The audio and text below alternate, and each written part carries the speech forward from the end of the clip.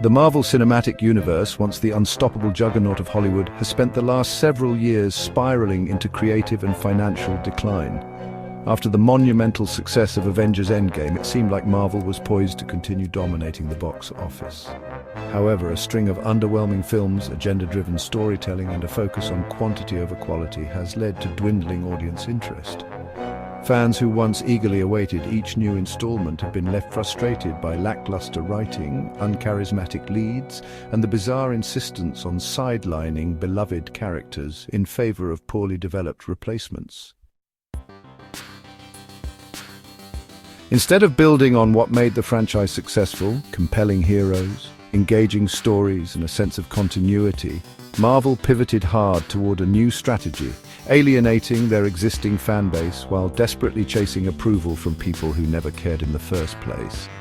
Iconic characters like Iron Man and Captain America were unceremoniously replaced, with the studio hoping audiences would just accept watered-down substitutes like Ironheart or a different Captain America who had done nothing to earn the title.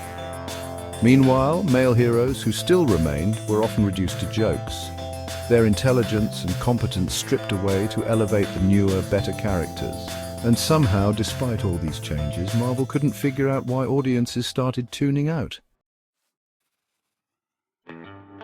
Now, with Avengers Doomsday on the horizon, it looks like they might have finally figured it out. Welcome to the Snake Pit, where we're full of bile and venom. I'm your host, Snake Daemon, and today we're taking a look at how Marvel went full circle, alienating their core audience and now scrambling to win them back. So, Avengers Doomsday is coming, and suddenly the franchise has shifted gears. Instead of doubling down on its diversity for the sake of it approach, Marvel seems to have remembered that male-led superhero movies were what built their empire in the first place. Shocking, I know, but naturally this has some people upset. Marvel's big cast announcement was rolled out in the most agonizingly slow way possible. One chair at a time, because apparently we all needed to stare at empty chairs for hours before seeing the actual actors. And when all the names were finally out there, some people noticed a problem. There weren't enough women. The MCU, which had spent the last few years shoving female heroes into every available slot, whether they fit or not, suddenly went back to being a bit of a boys' club.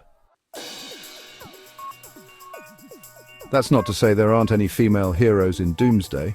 Vanessa Kirby's playing Sue Storm, Letitia Wright returns as Shuri, Florence Pugh is back as Yelena Belova, and a couple of others round out the roster.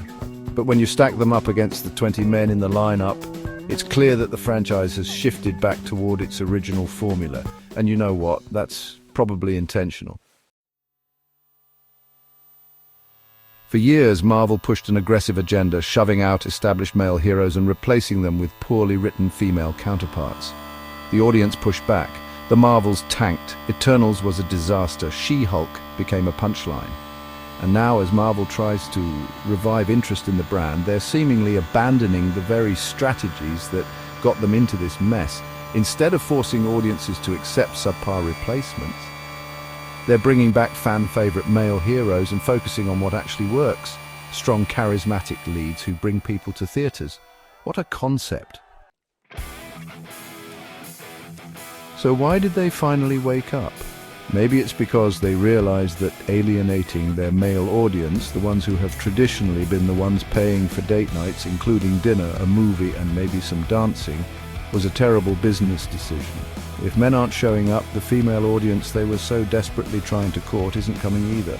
Or maybe it's because they finally saw the truth, turning female superheroes into unappealing, covered-up, strong, independent women with zero charm or sex appeal gave male viewers no reason to care in the first place.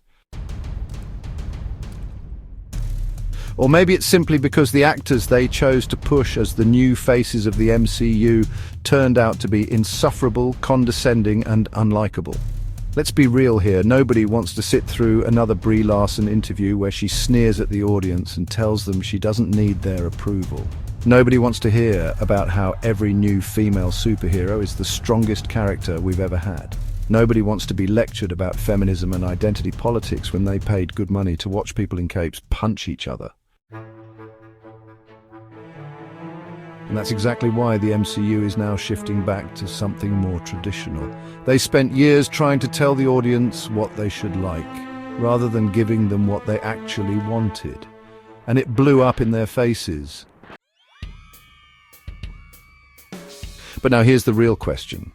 Are these same people who are having a breakdown over Marvel and Disney trying to make money going to start complaining about Spawn next? Are they going to throw a tantrum over the fact that he's a black male character, despite the fact that he always has been? Are they going to demand that he be replaced by a white lesbian with a shaved head and a side of righteous Twitter activism? And what about Faust's love of the damned? Are they going to start crying that that franchise isn't diverse enough? And demand it be reworked into some gender-swapped nonsense with an obligatory pronoun discussion in every scene? Because let's face it, this is the same crowd that swears up and down that diversity is about representation, until the representation doesn't look the way they want it to. Funny how that works, isn't it? Of course, the damage has already been done. The Marvel brand is tarnished. Fans who once showed up for every single movie now barely care. Once upon a time, a new Avengers movie was a cultural event. Now, it's just another installment in a franchise people have long since checked out of. Even if Doomsday turns out to be great, which is a huge if, it might be too late to undo the last 5 years of missteps. Will it be enough to save them? Who knows? But one thing is certain, the days of Marvel pretending that their audience didn't matter are coming to an end. Thanks for dropping by the Snake Pit, where we thrive on untapped potential and lost opportunities. Don't forget to subscribe and hit that bell, like the video, and leave your opinions in the comments, where naturally I won't read them. Until next time, stay venomous.